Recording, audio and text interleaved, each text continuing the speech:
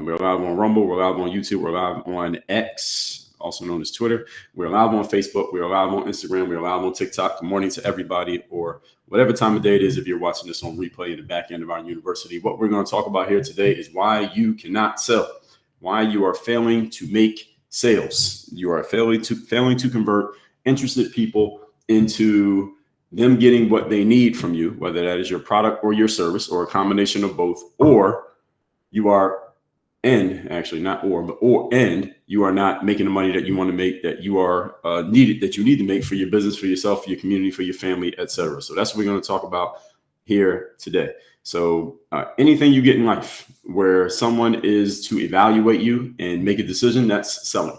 Okay, so any of you, I want to make sure you all understand what I mean when I say selling. Yes, we are talking about financial exchanges when you offer a product or service and they give you money. Yes, that's usually what most people think when I say selling, but I mean any kind of selling. So if you're trying to get someone to know you, like you, trust you, that is a sale. If you're trying to go on a date, that's a sale. If you're trying to get someone to agree with your opinion or your idea, you're trying to get someone to just listen to you, you're trying to get someone to get out of your way so you can do what you want to do. All of these are forms of selling. So when I say why you can't sell, I'm talking about all these different types of sales.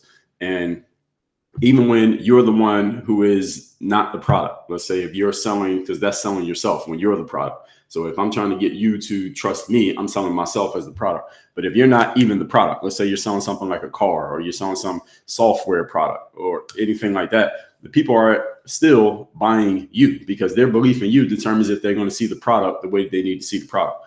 Any of you ever been into a business and you really didn't like the way that the customer service person or the staff person was dealing with you, then you might not have bought the product, even though you wanted the product, because you just didn't like the way that the person was dealing with you. And that matters as well. So people are always buying through you. Okay, so all of this stuff is based on the way people are seeing you. And everything I'm going to talk about here today is why you may be failing to make the sale. So let me introduce myself first before we get into this. For those of you who don't know me, my name is Dre Baldwin. Many know me as Dre all day. I'm a former 9-year professional athlete, author of 35 books on 4 TEDx Talks. Create this brand called Work on Your Game. What we do here is we take the tools to help athletes get to the top of the sports world. We translate those tools over to the business and professional world to help professionals like you perform at your highest level, do so consistently, and produce more results, whatever that result may be. If we're talking sports, that usually means winning games and championships. We're talking business, it usually means making money. But whatever result you are looking to achieve, that's what we help you do here at Work on Your Game. That's what our brand is all about. High performance done consistently to produce results. Everybody got it? Good. Point number one. So we are talking here today about why you are failing to make sales. I got, how many points I got here? I got 13 points I want to share here. So I'm going to go through these pretty quick. So I need you to listen quick so I don't have to talk slow. Everybody got it? Number one, you don't know what you're offering. You don't know what you're offering. Many times in business, I find that people think they're in one business, but they're actually in another business. You think you're selling one thing, but you're actually selling another thing. Understand that the thing that you sell, the product or the service, is not necessarily the thing that's being sold, if you understand what I'm saying. Let me explain to you what I mean. If you're selling a car, for example, you're not really selling the vehicle because people understand the concept of a car. If you're selling you take a car that really focuses on safety, like Volvo, they focus on safety. What you're selling is the safety.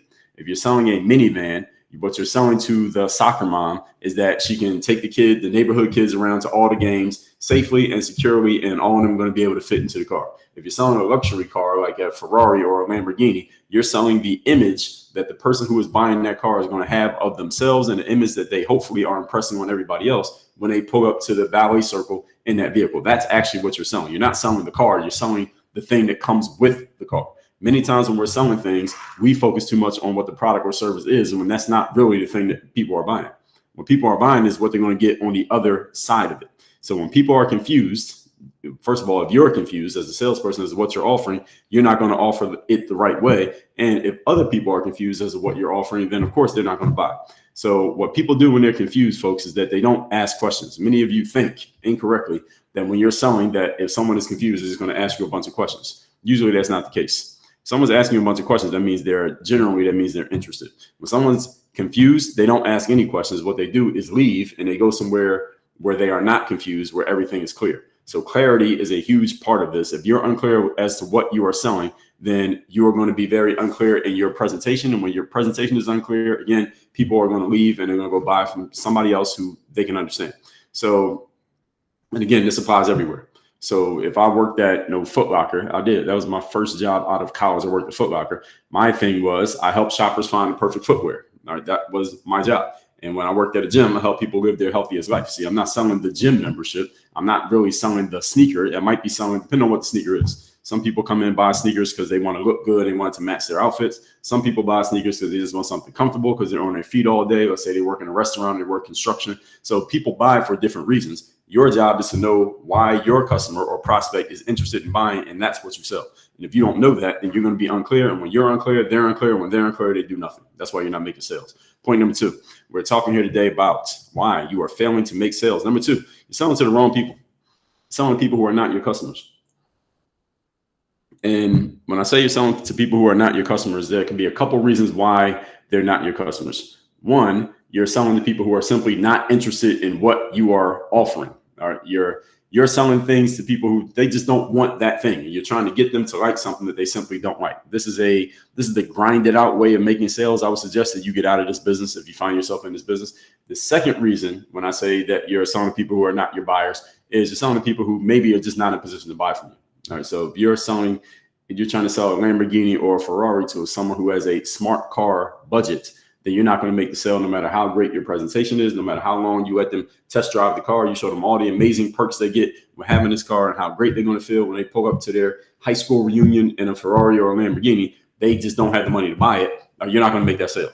You can't sell to people who are not your buyers. This is one of the most important things I can tell any salesperson in any aspect of life. Sell to the buyers. Who is a buyer? A person who is interested in what you want. They need what you want. You can help them. You know that you can help them, and they have the means to purchase from you. All right. If they don't fit all four, then you can't really sell to that person. So when I was playing basketball, for example, sometimes when I was playing professionally, there were times where I was a free agent and I'll be reaching out to teams directly trying to get myself on the team. And sometimes the team would reply back to me and they would say, hey, we like your stuff. Thank you for reaching out to us. But we already have a full roster. What does that mean? They are not in a position to buy. They're not in a position to hire me because they already have everybody they need. Even if they think I'm great, they're not in a position to hire me because they already have somebody at my position. Or they might say, well, hey, I've had a team reach out to me once. I can't remember what country they were from, but the general manager said to me, hey, we like what you have, but we don't really have an organizational setup to where we can hire an American player. Like, we never hired an American player. We would love to have you on the team, but we don't have the setup. We can't put you in the housing. We don't have the budget for you. We don't have the situation where we can hire you. So even though they were interested in me, they didn't have the means to buy, which means they weren't my customer. You understand? So you need to know who your customer is, and don't try to sell to people who are not your customer. It's a exercise in futility for both you and for them, because now they have to tell you no. And a lot of humans, I got a pause connection on IG. They have to tell you no, and a lot of humans have an aversion to having to tell somebody no directly. So you're putting them in an uncomfortable position for no reason. And number two, you just use your resources talking to someone who simply can't buy. So your job as a salesperson is to do your homework and find out if the person you're selling to is actually in position to buy from you in the first place, so you don't use up too many of your resources talking to someone who is simply not the right person because they're just not in the position to do what you are trying to ask them to do. So make sure you're offering your stuff to people who need it or want it, or if they don't need or want it right now, then you have a follow-up process. This is the reason why any of you who's bought anything from anybody, usually they follow up with you, right? I bought stuff from Macy's. I bought stuff from Nordstrom. I bought stuff from Target. Who's other people I bought? So I'm just thinking big companies, but individual people do this as well. I do it as well as a salesperson, is that they continually follow up. I get emails from Macy's and Nordstrom like every week. I remember last time I bought something from one of them, I got an email like every day, more than one, like twice a day for like months. Because what are they doing? They're following up with me because they want to sell me more stuff. I just showed them that I'm willing to buy. Then they are going to keep trying to sell me stuff. That's how business works. So again, any of you who is selling, you got to make sure you're selling to people who actually want to sell want to buy, excuse me. And you have to follow up with people because even though they may not want to buy today, they may be able to buy later. So if someone's just not in position to buy because they don't have the money, well, 6 months from now, they might have the money. Next week, they might have the money. Or if you put something on sale, well, maybe now they can afford it. So you got to follow up and you got to stay on top of your business. Number 3, we're talking here today about why you are failing to make sales. Number 3, you are looking at the wrong stats. What does this mean? This is especially important for those of you who are utilizing social media in your business. Like I'm using social media right now and doing this stream. understand that social media stats are not sales stats. And just because you have a bunch of people engaging with you on social media does not necessarily mean you're going to make sales, and nor should you expect it. And even if you don't have a bunch of people engaging with you on social media, that does not mean you're not going to make sales. And here's what I know to be true. Any of you who use social media for your business, or in part for your business, understand something. Most of the people who are engaging with you on social media, liking your stuff, watching your stuff, commenting, all that stuff, most of them are not your customers. They are your followers. They're not your customers. There's a difference between a follower and a customer. And not every follower is a customer. And most of your customers, they may not always even make themselves so known as followers. In other words, there are people who I know as members of our program, of our university, who don't really make themselves seen, heard, or known in comments or engagement on social. There are some who actually do both. They are members and they make themselves seen on social media. And there are a bunch of people who make themselves seen not on social, but they never buy anything. And you need to know what stats you're looking at. What stat matters the most to you? When you're running a business, the stat you should be looking at are your receipts. Not your likes, not your comments, not your engagement rate or whatever numbers they got people talking about these days. Unless you're a full-time social media person, if that's your full-time thing, then yeah, look at those stats. But if you're in business, you run a business and you happen to use social media, then social media is not the arbiter of whether or not you're doing the right thing or not. Because again, I just told you, most of the people who are following you, watching you and engaging with you on social media ain't buying nothing. Again, look at how many followers you got on social media and look how many customers you got. Notice how the social media numbers are a lot bigger than your customer list. All right, the customer list is the one that matters. All right, the people who are actually pulling out their wallet, pulling out their credit card, pulling some money out and buying something, those are the people who matter if you are running a business. Okay, I just want to be clear. All right, if you're running a business. Now, if you're just trying to be an influencer, you just want to get a bunch of followers, do your thing. But if your job is and your mission is actually making money and having receipts, then you got to actually make sales. So again, I'm not saying don't use social media. I'm using social media right now. But you need to identify who are the customers and how do I get those people's attention, not just the viewers and the consumers. Because some people will consume all your stuff for free, but you ask them to spend some money and they disappear. It's like that Homer Simpson meme, like when he's disappearing into the bushes. Or that's how most of your social media followers look like when you give them an opportunity to actually spend some money. So make sure you're paying attention to the right metrics. Number 4, we're talking here today about why you are failing to make sales. Number 4, failure to clearly communicate what you're offering. So I talked about this a little bit in the first point, and it was more about you understanding yourself and what you're offering. Here, I'm talking about making other people understand what you're offering. If you are not clearly communicating anything, I just told you, when people are confused, they do nothing. All right. So what you help people get is fine, but it's even better to build the bridge. What is it going to do for them? Because see, if I just tell you that I have a book or 2, that's fine, but who cares about a book? What's the book actually going to do? See, it's my job to communicate that, because nobody buys a book just so they can say they bought a book. At least most people know. The reason people buy a book is because they believe there's something on the other side of getting and reading that book that's going to help them get to or become more of what they want or who they want to be. It's my job as a communicator, as a copywriter, as a salesperson, as a marketer, to make sure that you understand what that outcome is going to be. If I don't communicate that and then you don't understand it, then it's my fault, because I'm the one who's giving the communication. The impetus on making sure that people understand what you're saying is on the speaker, not on the listener. And if you're the listener, then it's on you. So I'm putting this on you no matter which angle you're coming from. So let me explain that again. When you are speaking to other people, it is your job to make sure that they understood what you said. Now, even if they're the dumbest person in the world, it is your job then to dumb down what you're saying so that they understand it. I got to pause on IG. Let me say that again. So even if you're talking to someone who's a complete idiot with no intellect or intelligence at all, if you're trying to get a point across to them, it is your job to make sure that point is so clear that they can't mess it up. That's your job as a communicator. Now, on the flip side, as a communicator on the other side of the conversation, meaning you are listening, it is your job to clearly understand what someone is trying to communicate, even if they're not that good at getting their point across. So I'm putting the responsibility on you on both sides of the equation. Did everybody hear me? And everybody heard what I just said? So when you are speaking, it is your job to make sure everybody got what you said and understands exactly what you mean. And when you are listening, it is your job to understand exactly what someone is trying to say, even if they're terrible at getting their point across. So again, if you have a 5-year-old child, they may not be able to communicate clearly what they're trying to say, but you would try to figure it out, right? Okay, treat everybody like that. And if you are talking to your 5-year-old, they may not be smart enough to understand your big words. So you make it simple enough that they get it, right? Okay. Treat everybody you talk to like that. All right. That's the whole point of clear communication. Clear communication means nobody is unsure or unclear on what you're trying to say, and you are never unclear on what somebody else is trying to say. So what is the outcome that people are getting? Your job to communicate that. Many athletes, I remember back in when I was talking to a lot of athletes on a daily basis, a lot of athletes would come to me and tell me how bad they wanted it and how hard they were working in order to be successful. Well, the problem with that is how hard you're working and how bad you want to be successful has nothing to do with whether or not you can help a team win a game.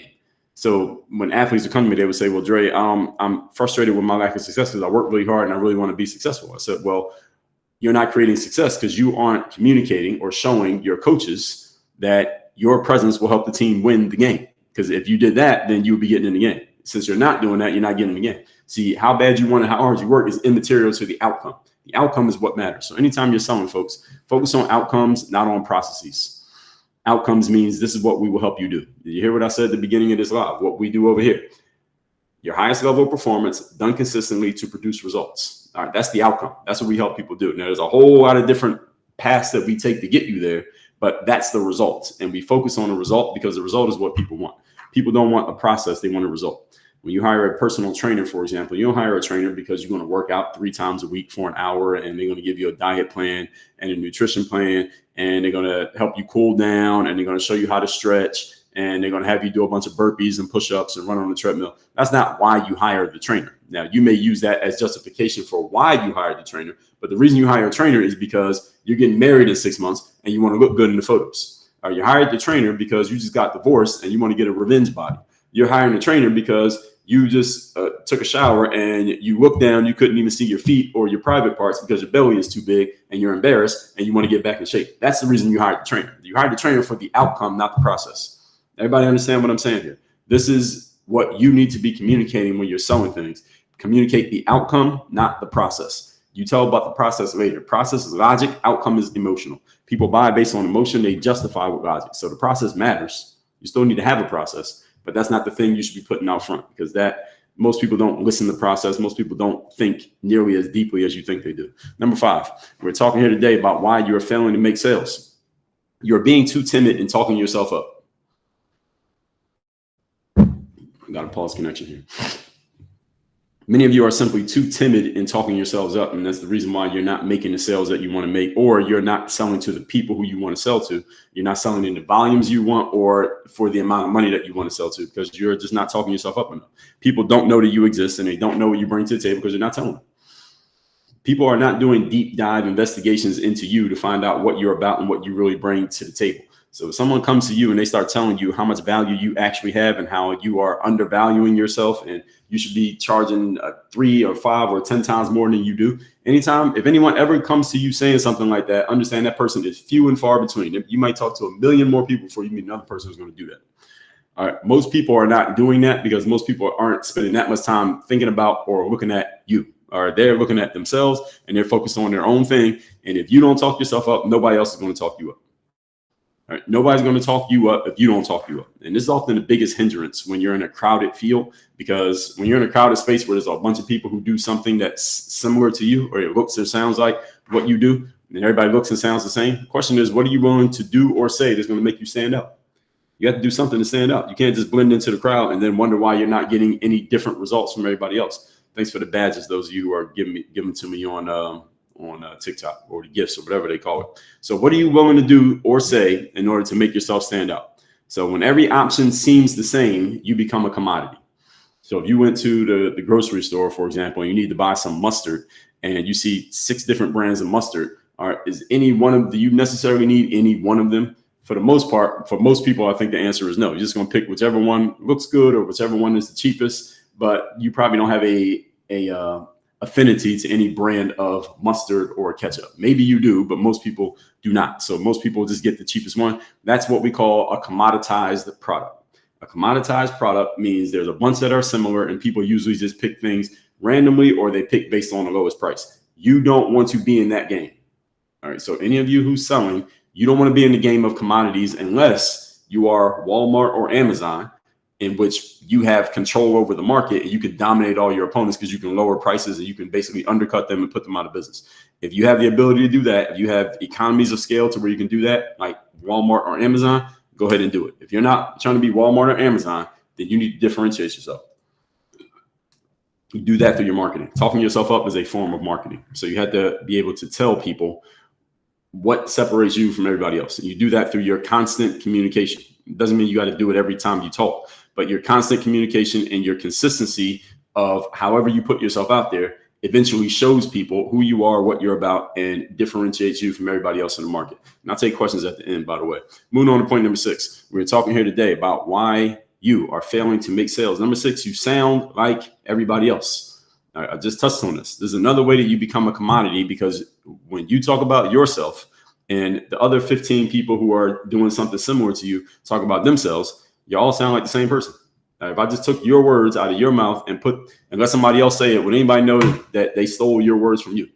And the answer for most salespeople is no. Nobody would know the difference because you sound just like everybody else. If you took their stuff that they say and you said it, nobody would know that you stole it from them. Y'all can just swap the language and nobody would know the difference because everybody sounds the same. And this is how you become a commodity. And when you're a commodity, you are in what they call a race to the bottom. If you're not familiar with that term, a race to the bottom is opposite from a race to the top. Race to the top is who can get the most and win. A race to the bottom is who can go the lowest fastest. And a race to the bottom, in other words, is like, again, Walmart. What does Walmart specialize in? Everyday low prices. You can't beat Walmart on price. And I don't think any of you who's a salesperson is trying to beat your competition on price. At least I hope you're not, unless you have, again, you got a structure like Amazon or Walmart to where you can just beat them on price, put them out of business, and then you own the entire market. Unless you have that type of structure, I would suggest you not play that game. That's what commodities have to do. They basically go cheaper and cheaper. I was in a conversation yesterday with someone who's asked me about speaking at an event they're doing next year. And she was telling me that this is the budget that we're working with. This is the kind of budget that we have. Your fee is a little bit higher than our budget. And we'll see how it works out. And the point of it is, the reason I'm bringing that up is to say that if I was in competition with every other person out there, then they would just pick whoever the cheapest person is so they can save as much money as possible. I don't want to be in that game. Like, if that's what they're looking for, you're talking to the wrong person. I don't even want to talk to you because I don't even want that gig. I don't care how much money it is. I don't want that gig if I'm racing against everybody else to be the lowest price person. I don't want to be the lowest price person. I want to be the person that they want. Therefore, they're going to pay whatever price I say because they can't get me anywhere else. That's the opposite of being a commodity. All right. That's being a brand to where it's you that they're looking for and it's not just anyone and you just happen to be the one that they picked. I don't want to be that. Okay. So when you do this, let me be clear. When you put yourself out there and you're proactive and you talk yourself up more maybe than everybody else and you make yourself different from everyone else, does this open you up to criticism? Could you possibly be criticized for doing this? Are you possibly ruffling the feathers of others when you start to differentiate yourself from them? Could you possibly offend someone when you do these things? The answers are yes, yes, and yes. Mr. Compensation on YouTube is going on. Good morning. Yes, you could offend people. You will be criticized. Other people may not like what you're doing. This is all the trade-off of talking yourself up. So I got to make sure I tell you this part. Y'all got to understand this part. I'm telling you that one of the things that keeps people from making sales, you don't talk yourself up enough. But as soon as you start doing it, you will be criticized. You will be attacked. People won't like you. People will try to go at you. And if you're not willing to deal with that, then you just go ahead and keep trying to be Walmart. And hopefully you win with your everyday low prices. But the last time I checked, entrepreneurs who I talk to, their challenge is they want to actually make more money, not less. So if you're selling low price products, then you had to get a massive amount of volume. And again, unless you have the structure of Amazon or Walmart, you can't win that game. So I would suggest you don't play. Is everybody following me? I've said this like 3 times already because people have hard heads. I got to keep saying this. So the price you pay to sell yourself, folks, is that you will be challenged. People are going to come at you. People are going to say negative things about you simply because you're separating yourself from them. This is the trade-off that comes with talking yourself up. And if you're not willing to do that, that's fine. Just understand what you are accepting. You're accepting that you're going to be a commodity, which means you're racing against everybody else to be the lowest price person. I want to be in that. Number 7, we're talking here today about why you are failing to make sales. Number 7, your offer is not fulfilling a need. Now, this is an important one. The reason why this is important is because it's much easier to sell to people who actually need what you're selling than selling to people who may be mildly interested, surface level interested, or even want what you're selling. If someone needs what you're selling, then you don't have to sell anything. You just tell them what you got and they pay for it. Give you an example, a bail bondsman, for example. All right, someone just got arrested and they're in jail and they're trying to get out of jail, then you don't have to sell them. They don't go price shopping for bail bondsmen. Like, bail bondsmen don't get price shopped. You know why? Because people just want to get out of jail. How much? Okay, you got it. How I send you the money? All right, get me out of jail. All right. When you're selling something that people need, then it's much easier to make sales. And this is why it's very important to choose your customer, choose your client, choose your product prospect who you're selling to, because your job as a salesperson becomes a whole lot easier. Now, there are several different paths you can take to being the need. You can take multiple paths at the same time, but there are a few different paths. I'll give you a couple of them. These are not all of them. These are just a few that I'm thinking of off the top of my head. One of them is that you can be a brand that stands out. So a brand that stands out is when someone is looking for you because you are you. So for example, if you are, I'm thinking of a company out there. What's a company that people just go looking for? So let's say somebody wants let's say your wife, men out there, your wife wants a pair of Fendi shoes or Gucci shoes or Louis Vuitton shoes, right? She wants that particular pair of shoes. She saw it on the website, or she was outside. She saw another woman wearing those shoes, and she wants those same shoes. All right, you are going to go to the Gucci store or the Louis Vuitton store or the Fendi store. You're going to see how much they cost. You're going to check your bank account, and you're going to buy those shoes. You can't buy her a different pair and say, well, I couldn't get those. I'm going to get these over here. I'm not going to get those. I'm going to get these from Payless, or I'm going to get these from Target. Or I'm going to get these from Tom's Shoes. That's unacceptable, because she told you exactly what she wanted. See, when someone wants a specific thing from a specific person, then the price does not matter. That's where you want to be. That's the way that you would like to position yourself. Any of you who's a salesperson, you want to position yourself, your products, your services like that, to where people want you, your thing from you, and they don't want anything else, even though they know there are other options. Right? How many different options are there for women's shoes? Thousands. But if a woman says, I want these Gucci shoes, you can't go get her shoes from somewhere else. You got to get those, right? And don't matter how much they cost, because those are the ones that she wants. The same thing with your kids. Your kids want a certain toy. You got to get that toy. You can't get a toy that kind of looks like it or sounds like it. You got to get that toy. You want to be that thing in the minds of your customers. And your job is to do the work to be that thing. That means you got to be clear on who you are, what you bring to the table, and what differentiates you from everybody else who is out there in the market. This is your job as a salesperson. This is your job as a salesperson, is to let people know that you do this. And then when they come in, actually do what you said you were going to do, deliver on your promise. And if you're doing that consistently, then you're going to get more and more people coming to you based on that. All right. It's your job to getting the right people to know that what you offer is exactly what they want or exactly what they need. Okay. So all of these things become needs at different times for different reasons in people's lives. So y'all remember when we had the virus a few years ago, right? When the virus happened, all of a sudden, everybody needed these coverings on their faces. I don't even want to say the word because TikTok keeps flagging me when I say certain words. I don't even know what their trigger words are.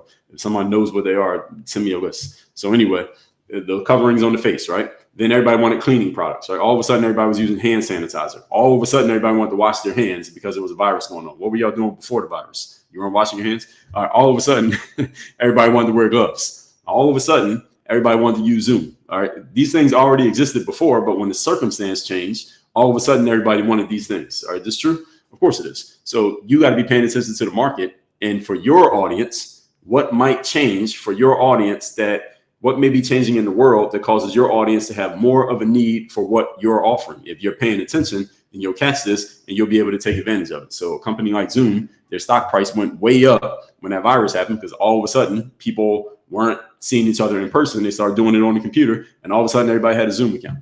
All of a sudden everybody had hand sanitizer. Again, y'all weren't sanitizing your hands before the virus. It's a different conversation. Let's move on to point number 8. We're talking here today. And by the way, I'll answer all questions at the end, by the way. Number 8, you don't actually want to make the sale. Now let's get into the mindset piece.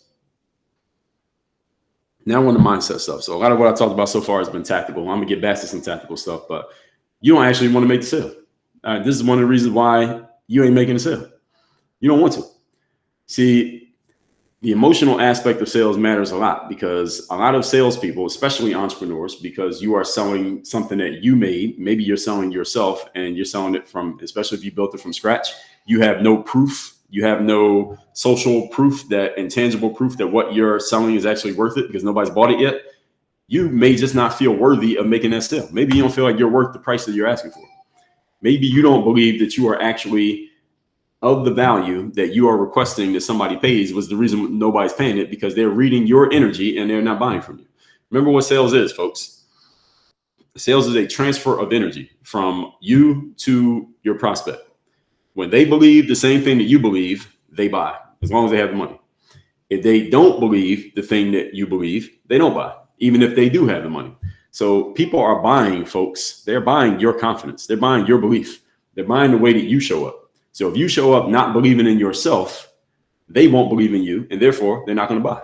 Even if you have a great product, even if is what they need, even if the price fits their budget, they won't buy because they don't believe that you believe you're worth it. Now, let me be clear. Nobody's ever going to say this to your face.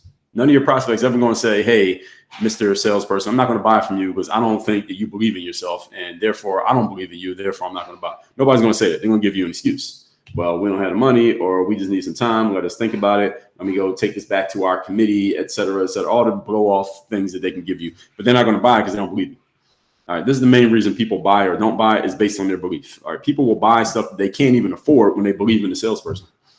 How many of you have bought something that you probably shouldn't have bought financially, but because you believe so much in what the salesperson was showing you that you bought it anyway? All right, we all do it, all right, especially in the United States. We are a culture of consumers. All right, we buy stuff all the time that we don't even need, that we shouldn't even be paying, that we shouldn't buy, that we can't afford, simply because we believe in it so much. And belief can be achieved through many different methods, but you have to get the belief across to people. So maybe you don't think you're worth what you're asking. Maybe you have an emotional belief that you're supposed to be failing and struggling. Maybe you have a emotional block against the concept of selling.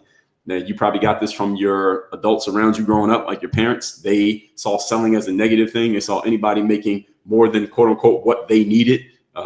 Credit to Michelle Obama. She just said that on the stage last week.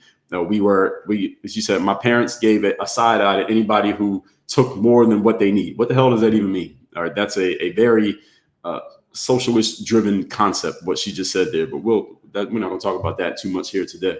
But if you have that in your head, if you've always believed that, then you're going to hold yourself back from putting yourself out there and making a sale. And it's funny that Michelle said that, whereas the Obamas it's pretty well known. They made a whole lot of money since being in the White House, but she's preaching to the people that, oh, you having more than you need is somehow a bad thing. I don't know. Now, you can't go off of what the internet says about what somebody has, but I think it's pretty accurate. The Obamas have more money than the average person, right?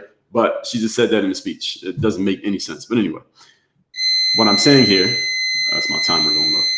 What I'm saying here is that you had to have the belief that you are worth what you're asking for. And if you have any emotional subconscious hangups about this, you are blocking your own sales from happening. Point number 9. We're talking here today about why you are failing to make sales. We got 13, I believe, points I'm going to share here today. Number 9, you don't believe you're worth what you're asking for. So this is connected to what I just said. This is just your self-judgment. Who do you see when you look in the mirror? Do you see a person who is worth $100, $1,000, $10,000, $30,000, $100,000? What do you see yourself as worth? And it's one thing what you say to me and what you say to social media. What do you really believe about yourself? That's the real question. It has nothing to do with what you say to everybody else. You can lie to anybody you want. You can't lie to yourself. You know the truth. So if you make the sale, again, the return you stand to receive, if it goes above the unconscious limits you set in your own mind, you are going to sabotage your own success. So anytime you feel like you're sabotaging your success, it's probably because you have some kind of hang up in yourself about, are you really worth this level of success? You may believe you're worth this level, level 6, but anything above a level 6 is a little bit outside of the way you see yourself. Therefore, you won't do anything that's going to get you above a level 6. This is why we got to go into the mindset piece first. This is why when you come into our program, the first thing we work on is the mindset. We start with mindset. We don't start with what do you do? We don't start with a process, do these things. We don't start with get on the website and do this. We start with the mindset, because if you don't get the mindset piece right, you can do everything else right and still fail. And this is where people get frustrated. They're like, man, I feel like I'm doing everything right. I'm taking all the steps. I did exactly what that process told me to do, and I'm still not getting the outcome. That's because you didn't get the mindset part right. You didn't fix your mindset. You see, if you're self-sabotaging yourself mentally, I can tell you everything to do, exactly how to do it, exactly how anyone, myself or someone else has done it successfully, and you will still fail because your mind will hold you back. Your mind is more powerful than any process or system or book or program that I or anyone else can give you. And if you don't have your mind in the right place, if your mind is not properly set for success, you will not succeed, period. It doesn't matter. It doesn't matter what anybody else tells you what to do. And again, any of you who feels frustrated because you feel like you're doing all the quote unquote right stuff, but not getting the outcome, this is the reason. Your mind is not set properly. And here's the thing about mindset is that whatever age you are, you've had that mindset. If you've never done any mindset work, you've had that mindset for whatever number of years you've been alive.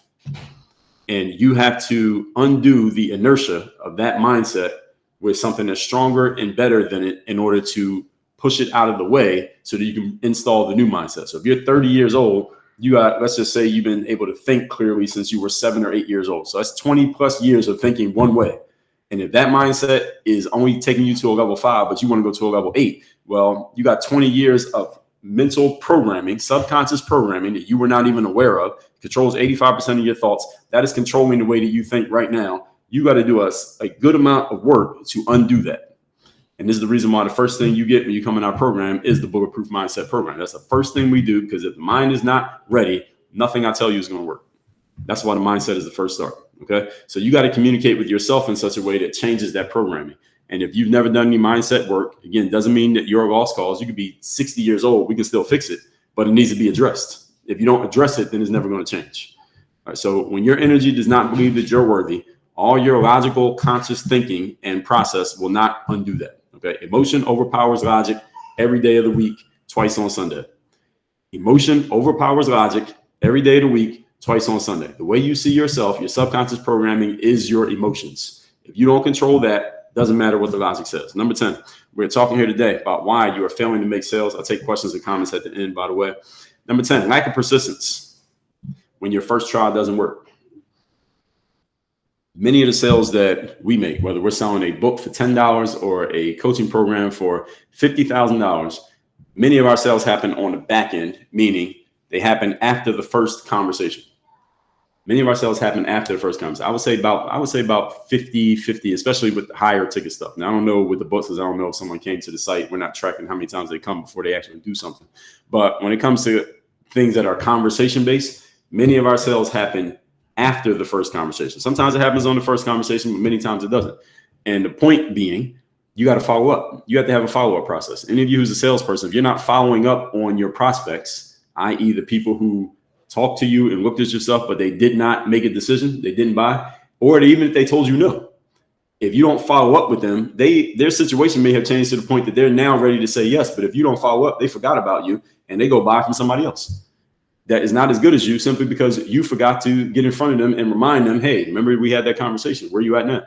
We follow up all the time. We have a process of following up on everything and everyone. We follow up on speaking gigs. We follow up on people who are interested in coaching. We follow up on people who looked at we can have a book for $9. Somebody can come to the site, not buy it. We follow up with them. All right. You want to have a follow up for everything. A lot of this can be automated. Some of it is done manually. The point is it needs to happen.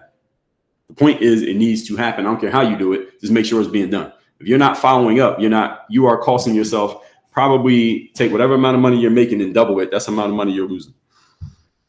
So if you're making 50 grand a year and you're not doing any follow up, you probably would be making 100 if you were following up. The fortune is in the follow up. If you make $500,000 a year and you don't do any follow up, you'd be making $1 million if you were following up. Period. I don't care what product you sell. I don't care if you sell a service. I don't care if you sell a physical product. I don't care if you sell both.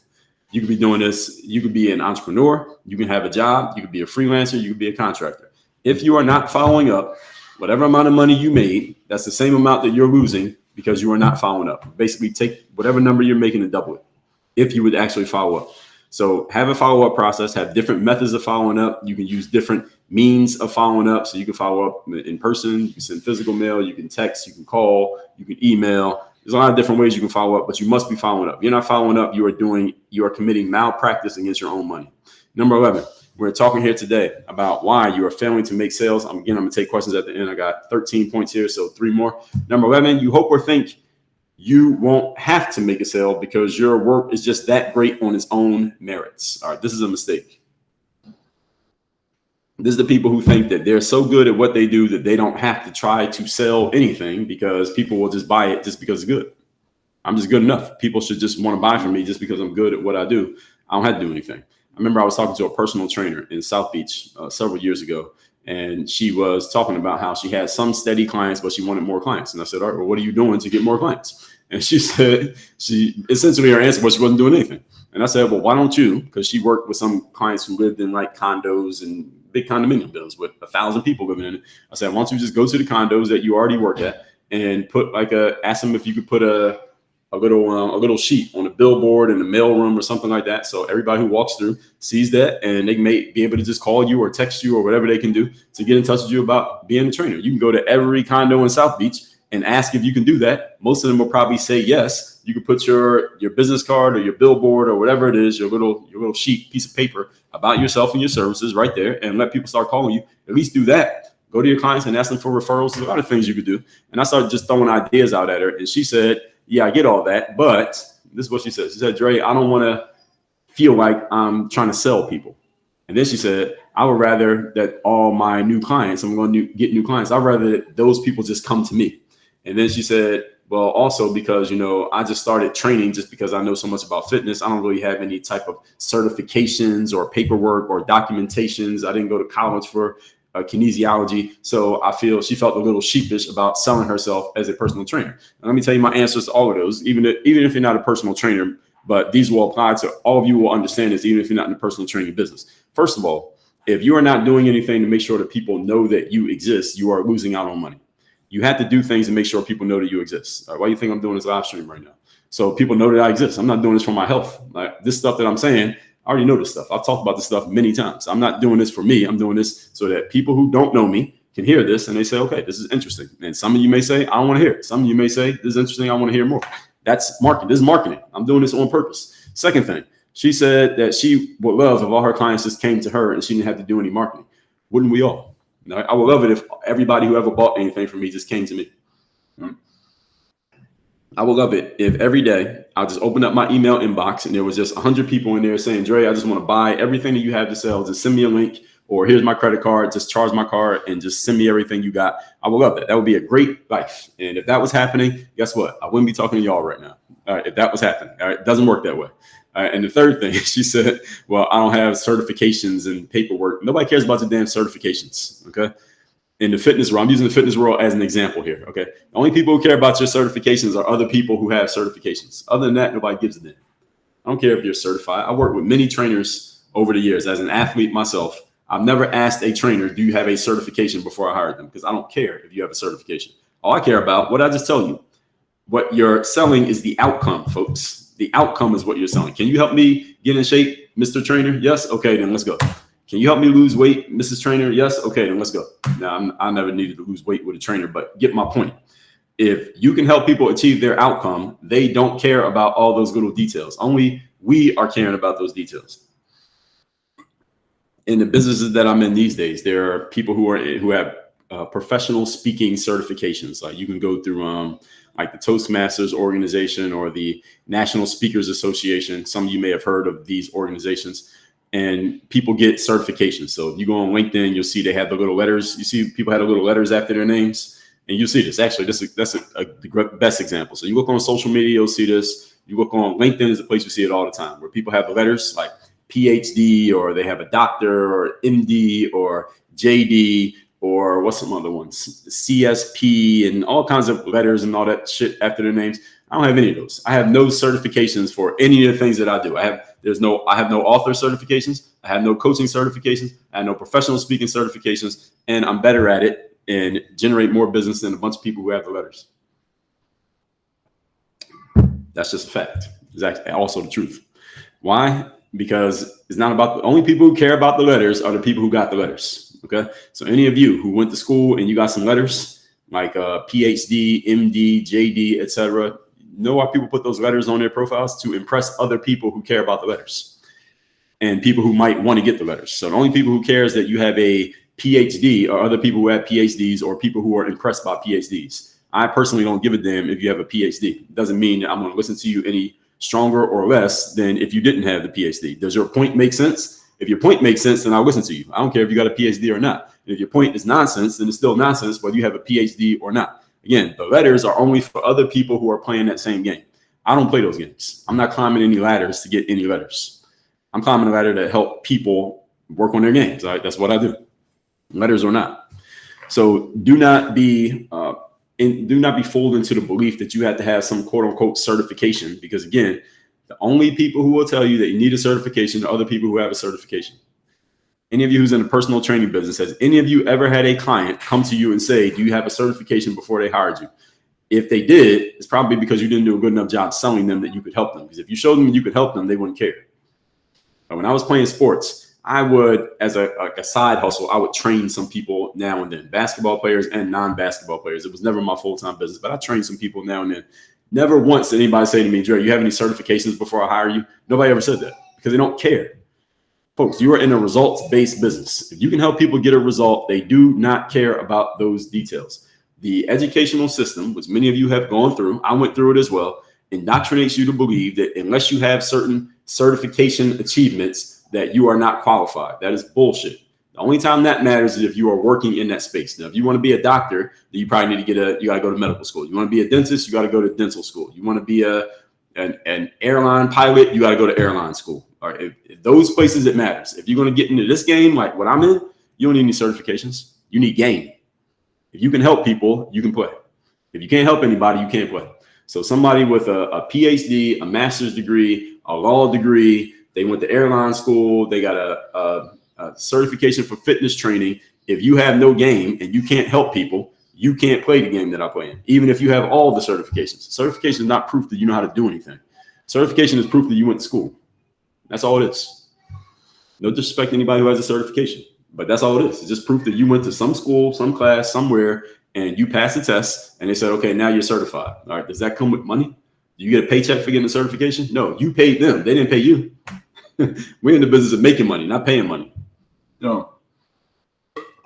Now that I took care of that, let's move on to point number. Let's move on to point number 12. We got 13 points here. Number 12, we're talking here today why you fail to make sales. Number 12, you haven't mastered the 4 C's of selling. I may do a whole live on these 4 C's. I'll go over all 4 of them real quick. 4 C's of selling are certainty, clarity, confidence, and courage. Certainty, clarity, confidence, and courage. What is certainty? Certainty is just a belief in yourself. I talked about this earlier. Certainty is when you walk in a room, do people believe that you believe whatever it is you're about to say? If you're going to be a professional speaker, you better have certainty, because when you step on the stage, everybody in the room is evaluating you. Does this guy or girl really believe what they're saying? Because if they don't think you believe it, they're not listening. All right, are you certain about what you're saying? As a salesperson, you must be certain about what you're saying. When you tell people we can help you and here's why, you better sound like you believe it, because if they don't believe you, they're not going to listen to you. That's certainty. Number 2 is clarity.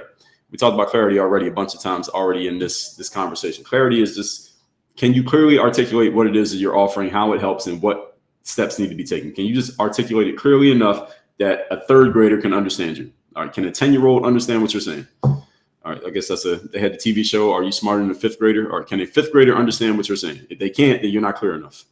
The 3rd one is confidence. Confidence is a belief in your ability to do something. Do you believe in your own head that what you're doing, you're good at, that you can actually deliver, that you are worth whatever you're asking for? That's confidence. And the last one is courage. Courage is your willingness to step forward into something, even though it doesn't feel good. That's what courage means. That's the difference from confidence. Confidence is you're stepping forward because you feel good. Courage means stepping forward even when you don't feel good. And many salespeople lack courage. This is the reason why you're not making any sales. You don't believe in yourself. And even when things are looking kind of shaky and questionable, you step forward with shaky and questionable energy. Other people read that shakiness in you and they decide they're not going to buy from you because they don't believe in you. They can read your lack of confidence because the challenge of the situation has caused you to shrink. And this is the reason why many people don't make sales. So those are the 4 C's of selling. I may do a whole live just on that alone in the future. If you want me to do a live on that sometime in the future, just put it in the comments. Tell me you want me to talk about the four C's, the letter C of selling. And the last one, number 13. We're talking here today about why you fail to make sales. Number 13, you are a mental socialist. What does this mean? A mental socialist. Now, the definition of socialism, let me give you the definition out of the dictionary. A political and economic theory of social organization which advocates that the means of production, distribution, and exchange should be owned or regulated by the community as a whole. And some of you are mental socialists, meaning you want everybody to get an equal amount, an equal outcome, and a quote unquote fair share. That's a quote phrase you hear a lot from the Democratic side of the political conversation. And what I mean by this is that you want or expect or think all rewards should be equally distributed. That's nonsense. No, they shouldn't. I don't agree with that. I'm a mental capitalist. And capitalism, general idea of capitalism is whoever produces the most gets the most. Whoever does the best gets the best. Show business. Whoever has the best show gets the business. That's the business that I'm in. And if somebody has a better show than me, they should have more business than me. And if I got a better show than them, I should have more business than them. And if we go back and forth, we go back and forth. But that's the game that I'm in. We're in a performance and results-based business, not an equal outcome-based business. If you are a mental socialist, you have this equal outcome thought in your head, you will fail as an entrepreneur. Entrepreneurs who are stuck in this mental socialism that everyone should get an equal amount, an equal outcome, equal results, they fail as entrepreneurs. You notice that the Obamas out there preaching it, they are politicians. It works in politics to preach that because it speaks to the masses. It does not work in entrepreneurship. It's the reason why a lot of entrepreneurs heard what she said and said, wait a minute, that don't make any sense. So are you a mental socialist? You think everybody should get the same outcome? No, everybody ain't got the same skills. Everybody doesn't do the same work. Everybody does not give the same effort. Everyone does not bring the same value to the table. Therefore, everyone should not get the same outcome. That's ridiculous. Last time I checked, we do have a capitalist society. At least we do for now. All right, depending on who's in charge and what the rules they're making and who's voting for who, we still have a capitalist society today. And in this society, you got to earn what you want. Rewards are not evenly distributed, nor should they be. And again, that doesn't mean that there's not enough to go around. There's enough to go around for anyone who wants to give what it costs. You're willing to give what it costs to be successful, you will be successful. And there's no limit to how many people can be successful, but there is a limit to how much people are willing to give. And it's not your responsibility to make someone else successful who is not willing to pay the price of success. But it is your responsibility to do it for yourself. So whoever creates value, who can show their value and sell their value, will be rewarded accordingly. If you are creating value, but you're not showing it and selling it, then that's a problem. You need to fix that. If you're creating value and showing it, but you're failing to sell it, that's a problem. We can fix it. A good thing about problems, folks, is that they're fixable. Problems have solutions. Circumstances may not have a solution. So if the sun comes out, that's not a problem because you can't fix it. You can't do anything about a situation. But a problem, anything labeled as a problem has a solution, because if it didn't have a solution, it wouldn't be a problem. Everybody understand? So you just need to be able to fix the problems. The good news is there are plenty of resources out there to help you fix problems. All right. Work on Your Game University is one of them. Let me recap my points here. You got a question or comment, put it in the comment section. Let me address these 13 points really quick. Why you can't sell, and I'm gonna address all questions and comments right now. So you got one, put it in the comments right now. Number 1, you don't know what you're offering. All right, you are unclear on your offer. Number 2, you're selling to the wrong people who are simply not your customers. Number 3, you're looking at the wrong stats, i.e. like social media stats, as if that's the reason why you're going to do business. It is not. Number 4, failure to communicate what you're offering. People don't know what you're bringing to the table. Number 5, you are being too timid and talking yourself up, and you're hoping that people just recognize how good you are without you telling them. You got to tell them. Number 6, you sound just like everybody else, all right, which means you are a commodity and you're easily replaceable. Number 7, your offer does not fulfill a need. If you're not giving people what they need or strongly want, they're probably not going to buy it. Number 8, you don't actually want to make the sale. You may just have some emotional hangups in your own head that is stopping you from making a sale. Number 9, you don't believe you're worth the price that you're asking for. All right, this is a mindset piece. If you don't get this mindset piece right, all the logic in the world will not save you. Number 10, lack of persistence when the first try doesn't work. Understand that in sales, the forcing is in the follow-up. Most of the money is made in follow-up. If you started following up more often, you would probably double or triple the amount of money that you're making by following up more consistently. You need to have a process for following up, not just something that you do randomly. Number 11, you hope or think you won't have to sell because your work is good enough. We all hope that, but none of us sit around thinking, well, I'm just not going to try to sell because I think I'm just good enough. That's nonsense. If you think that, perish the thought. Number 12, you haven't mastered the 4 C's of selling: certainty, clarity, confidence, and courage. I'll do a whole presentation on that alone sometime in the future. Number 13, you're a mental socialist. You think everybody should get an equal amount. No, they should not, because not everybody is equal. We are created equal. We do not remain equal because we get to make decisions. As soon as people start making decisions, things stop being equal. All right, that's how humanity works. And again, none of your favorite politicians will tell you that. It doesn't mean it's not true. All right, so Ronnie 2 said yes to the 4 C's. Yes, I will do that. Mr. Compensation was good. I am doing great. Let's see. I will go through TikTok comments first, and I'm going to go through IG comments. Today's topic was why you are failing to make sales. Let me see what time it is. All right. So we go a few minutes, so I'll go through these comments, and then we will wrap this up, folks. And workonyourgameuniversity.com. That is the link in my bio or the link in the comments wherever you are watching this. That's the place where you can work with me directly. If you got value out of what I just shared here today and this stuff can help you out, go to Work on Your Game University. That's where you can have me working with you directly as your coach. Prophet says I used to post hooping content. Yes, back in the day. So Prophet, yes, that is me. And let's see, Maria. No, she didn't say anything. Let's see. The trusted advisor. What's good?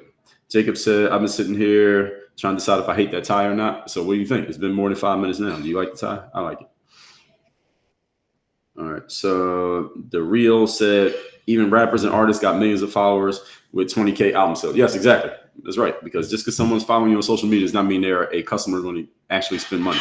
Those are two different things. And if you had to pick, I would say if you had to pick one, I'd rather focus on the customer than the social media follower. But that's just me. So let's see. Shout out to people becoming members on the team. I don't know what team they're talking about here on TikTok. They say, and King's Miauto Detail got the #1 gifter badge. I appreciate that, sir. Thank you. Flixio said, I love the suit and tie. Thank you. Me too. Let's see.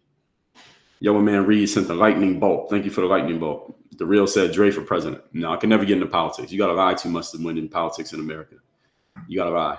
You can't win an election without lying. So any candidate that's ever won had to tell a bunch of lies. If you tell the truth, then you're going to piss everybody off and they won't vote for you. So someone said it's all in your head. I don't know what you're referring to, but no, it's not all in your head. There's more pieces to it than that. So we said you must have a lot on your mind. No, I guess maybe that's true. I just got a lot of value to share. I think that's a better way of saying it. Let's see. Jamie said at double week, #1 rule is +1. If you're among the ones, be the +1. Elevate your presence. Yes, I know some people who work for it with double week, so I know you're right about that. Cheyenne Worthy said, have a great day. Thank you. Appreciate it. Jim Hart says supply and demand. That's right. The Real said I sold Beats headphones in high school because I noticed everybody wore them. Yeah, I don't know how old you are, but I remember when Beats headphones first came out and everybody was wearing them things and they were like $300, $400 and people were buying them for their kids. Teens buy anything. Yeah, you're right. I remember that. I remember that period. Those Beats headphones. And Rob said, I haven't seen you since the YouTube days. Blessings to you, brother. Thank you, Rob. I appreciate that. I'm here. I'm alive. And No Clout says, how we all the books back there? I don't know what your question is. How do you get the books? Send me a DM. Tell me which book you want. I'll send you a link. You can go buy it.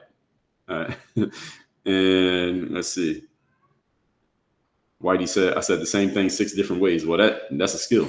Saying the same thing 6 different ways is a skill because not everybody gets everything the same way the first time you say it. So you have to give people the same idea or the same concept more than once, because if you only say it once, most people won't catch it.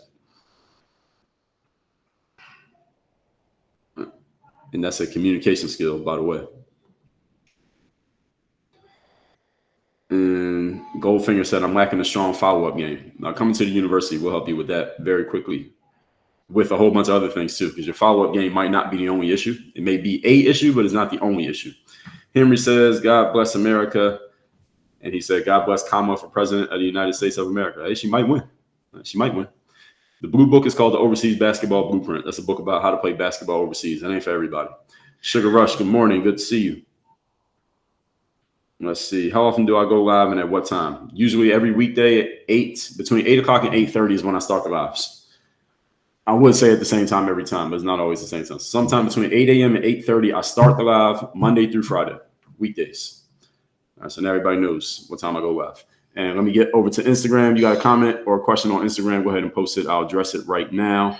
The topic here today is why you are failing to make sales. We got D Fears. What's going on, sir? Good morning to you. Straight out of Pontiac, Michigan. Shout out to Michigan. It's cold in Michigan. I prefer Florida, but shout out to Michigan. Nick Izzy, what's going on? Good morning to you.